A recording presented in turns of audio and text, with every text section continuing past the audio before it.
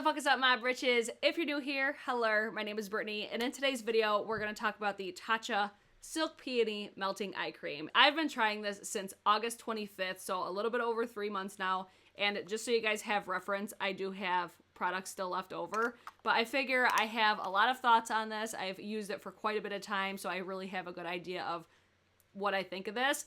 And I did a video like this before, probably like 6 months ago maybe, on the Drunk Elephant Sea Tangle Multivitamin Eye Cream. But I just wanted to share my overall experience with this and pros and cons, all that sort of shit. So that's what we're going to do today. So before we get into it, I just want to let you guys know that this was not sent to me. This is not sponsored. I bought this with my own money. So retail price on this is going to be $60. I know that's very expensive, so I would consider this like a luxury skincare item.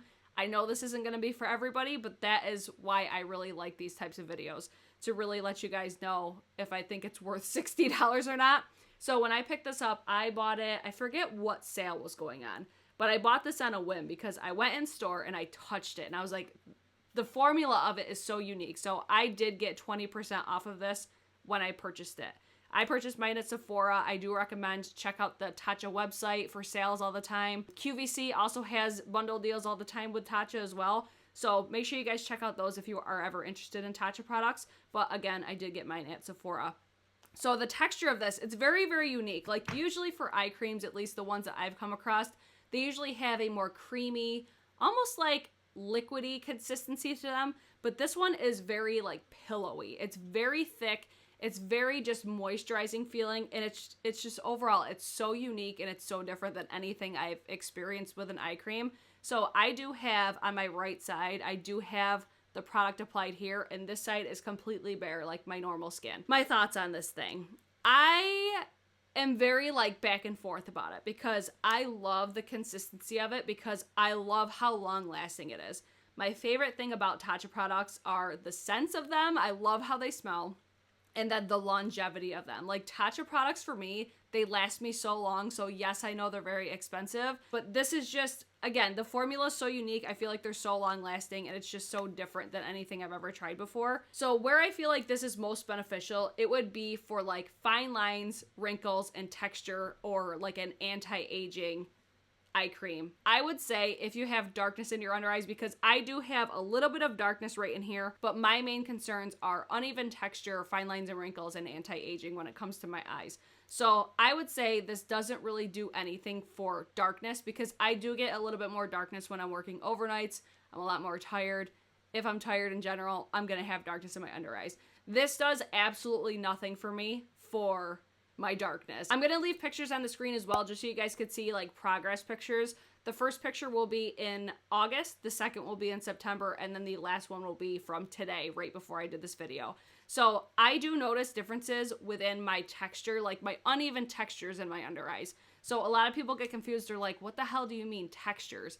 I always explain it like if you think of like pebbles, a rock, or sand, something like that, like something that has a physical texture.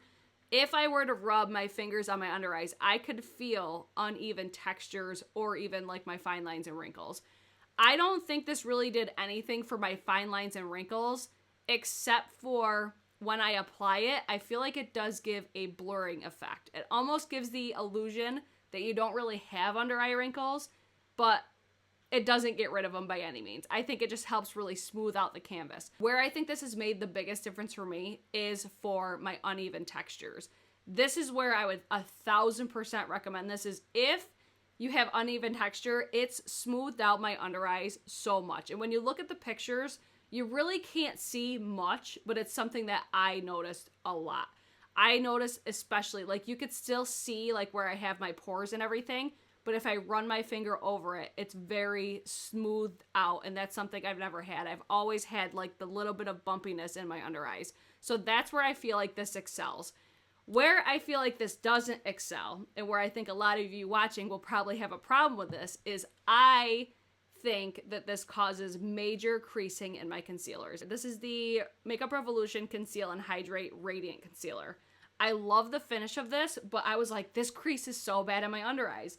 And then yesterday I tried out the new Beauty Bakery concealer and it did the exact same thing. So I'm like, this is a little fishy to me. So I'm going to try it on both of my eyes. I'm just going to apply the concealer and I'm going to set it with powder and just see how like my skin reacts to it, because I'm very, very intrigued by this now, because I honestly never even thought of it that it was my eye cream just because I've been using this for so long. But this is one of those things that a lot of people really I don't think about, especially when you watch like full face of first impressions. Like if there's something underneath a new product that you're not familiar with either, or if it's just like a complacent thing, like you're so used to it being there that you don't really put two and two together, you know, I hope I'm making sense. That was basically my mindset. Like I've been using this for so long, I didn't even think of it as, oh, it could be this that's making these crease like that, you know? So I have the concealer underneath this eye right here, so it'll be underneath my right eye. And then you'll be able to see just how makeup kind of sits on top of it. But this eye cream doesn't affect the way that anything blends out on top of it, or at least that I've noticed. Where I notice the difference is how things settle when I'm wearing this. So let me blend out this side. That way we can compare. I've used the Drunk Elephant Sea Tango. I've used the Ole Henriksen, the Banana Bright eye cream. I've used the Origins Ginseng eye cream. And this is the first time that I've noticed this much creasing, because like I said, I have fine lines and wrinkles. I do have like the creasing in my under eyes, but never like this. If you go back and watch my last video, like you'll see how bad it was creasing on me. So I'm like, what the hell is going on? So the more concealers that I'm trying, I'm like, it has to be this eye cream. I'm just gonna go in with this. This is the Wet n Wild contouring palette. It's the banana shade. This is what I've been using a lot to set my under eyes. So I'm just gonna go in and set both sides. I do feel on this side here, this is the side with the eye cream, this side does feel a lot heavier. So that's just one thing to note as well. So just to give you guys an idea, this has been sitting on my eyes for about 5 minutes now. And if you're looking probably as far away as you are right now, you probably don't see it. But it's when you go close up is where you're gonna see a difference. So I think, honestly, the side without the eye cream does look better. It looks more smoothed out. It doesn't really accentuate my textures or anything. On this side here, it does feel quite a bit heavier. Like, I could significantly tell that I do have something underneath my concealer. And then when I pull up really close, I do see more, like, creasing and crepiness underneath this eye. Whereas with this one, I still see a little bit of creasing because I have wrinkles, okay? That's inevitable. It's gonna crease, at least at some point. But with this one here, it really separates. So that's where I really feel like the downfall is with this product. I don't feel like this is ideal for underneath makeup.